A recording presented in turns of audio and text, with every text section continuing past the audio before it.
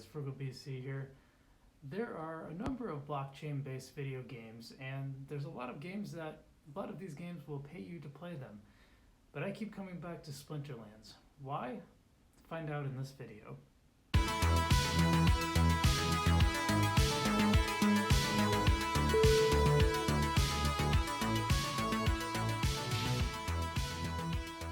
What's up, guys? FrugalBC here today. I'm going to talk about Splinterlands, a blockchain-based video game. Can you make money on it?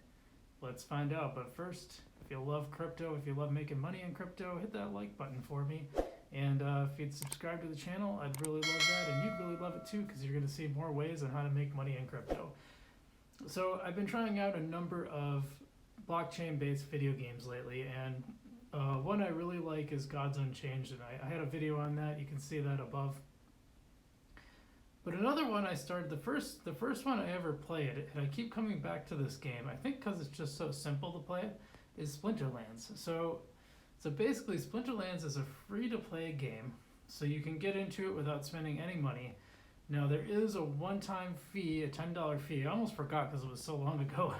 I didn't realize this until I researched it, but it's actually a $10 fee to play, to actually earn rewards. So you can play the game and not earn any rewards. And that's fine, and then it's free to play, and I like that because you can try it out and just decide if you like it or not. But there's a $10 fee that gets you the spell book. You pay through PayPal, which is, by the way, I love that. I love you can just pay right through PayPal and just get it out of the way. You don't have to connect some kind of wallet or whatever. So that's always great.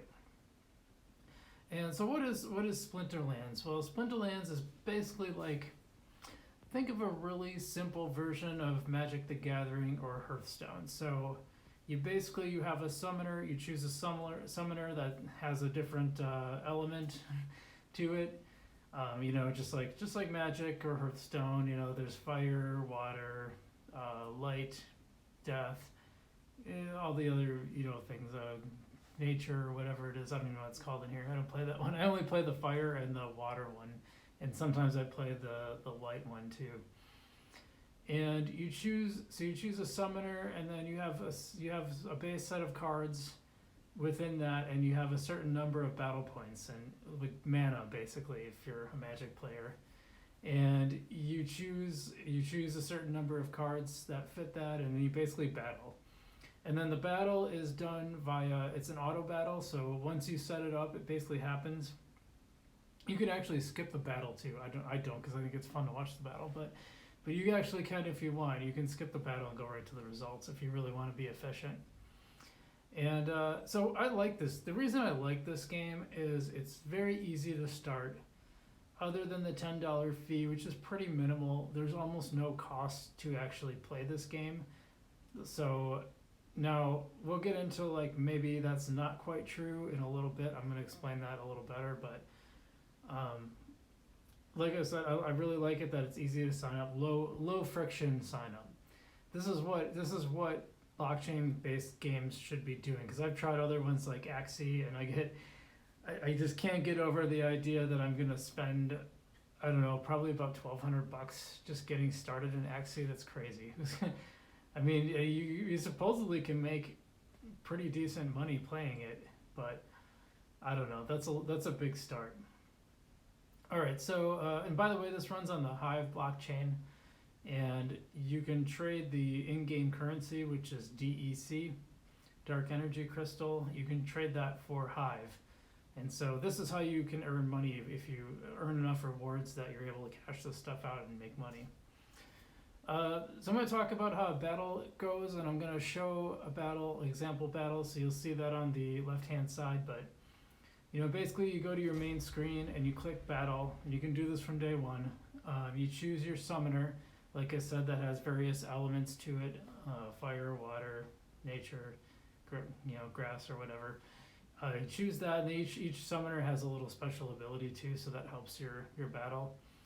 And then you choose cards. So it's going to give you a number like maybe 15 or 20 or 24. Some are 99, which is basically means there's no limit. You just pick your most powerful cards and battle each other. But otherwise, the strategy is you only have so much battle points to spend basically. So you have to kind of choose which ones are going to be the most effective for that particular battle. And then once they add up to close to that, then you can hit battle, and then they'll take you to the main screen. So there's a 3-minute selection time, so sometimes you have to wait a little bit. And one thing I forgot to point out too, by the way, you can play this on desktop or mobile. And it's just a web-based app, so you just go to the website on your mobile and you play it. You don't have to download an app, which is pretty handy. In fact, that's all I did for the longest time. Only today, actually, did I start playing on desktop. Actually, I like it a lot better on desktop, so I wish I'd done that earlier, but that's just something to think about. And then, so once you both have made your selections, like you said, there's a 3-minute time limit, then you start playing. And this is pretty easy. You click the little rumble button, and then it just all happens. You don't do anything. Some people don't like that. I know there's a lot of strategy in a game like Hearthstone or Gods Unchained, which is basically the Ethereum-based Hearthstone. But I don't know. It's kind of like it seems simple, but it's sort of addicting. I found that I actually like it quite a bit. So I would actually give it a shot if I were you. And so if you win, you get some more DEC, and your battle ranking goes up, which is going to be really important when we talk about earning money at it. So you can also buy booster packs, although like currently there's no booster packs available, which is annoying. And you can also buy cards, so you can go to the marketplace and buy cards, and you can actually buy them with your DEC. I almost bought a card, but I didn't have enough. So it takes if you're in the beginning levels, it can take a really long time to build up that DEC. But as you go up the rankings, you get more DEC that you win per battle. So it pays to like kind of grind it out. And the games are really short, so you can play a lot of them. And if you just sat for a half hour, you'd probably play like maybe 10-15 games. You can get a lot in a short time. So how much can you actually make at this? Well, so I did a little reading because I haven't really made a lot myself. I didn't really play it I played it when I first found it for a while, and then I kind of went away, and now I've been playing it again. So I did some research because I want to find out are people really actually earning money on this? So I looked around. Actually, there's some people that claim you can make about $100 a day playing Splinterlands, because you get all these rewards and then you can turn them around and sell the cards. And I'll tell you, if you're doing this at the higher levels, you probably can make pretty good money. You could make part-time money here, solid side hustle money. But you have to get really good at the game. You have to get to the higher levels, because I'll tell you, when I look at the cards, some of these are selling for in the thousands of dollars, that's pretty impressive, right?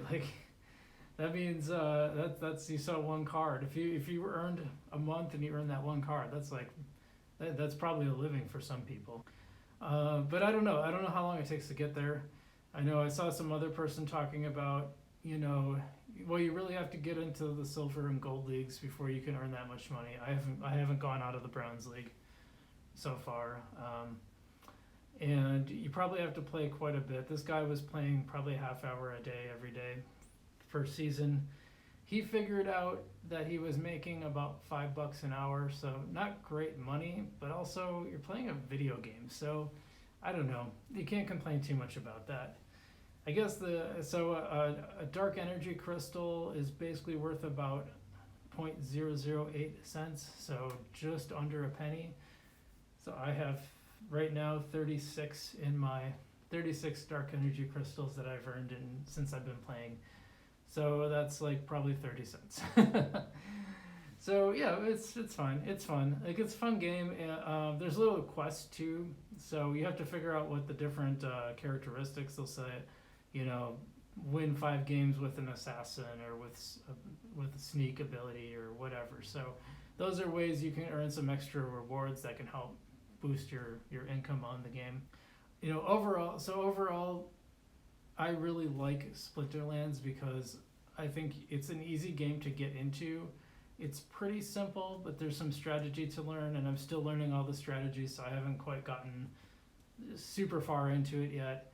But also, just the fact that you can sign up and play on day one, if you want to just try it out and you don't want to invest the money, You can just play it, and then if you decide you do want to invest the money, it's like $10. I mean, $10 is like, that's less than most video games, I think. That's probably like an expensive App Store game. But you can actually probably earn that back eventually, and I think I probably will if I keep playing it. Even if I don't know, $10 is a pretty low investment. You know, versus like Axie Infinity where you're gonna spend $1,200 on just getting started. I mean, I'm just not gonna do that. I'm just not. That's a lot of money for an experiment. Like, you don't know it's gonna work. So as you know, I like to try things out. I like to do experiments. Splinterlands, I think, is a great example of that. You can just put a little bit of money in and see how it goes. So that's my take on Splinterland. Hey, if I got any Splinterland fans out there, tell me what you think. I think I've been saying, I keep saying Splinterland instead of Splinterlands, so my bad. But if you guys like that game, let me know in the comments, or if you had some frustrations with it, tell me that. If you guys are earning money, I'd really love to hear like how much you're earning per month, thereabouts. I'd be really curious. Just leave a comment below. Otherwise, Frugal BC, and we will see you in the future.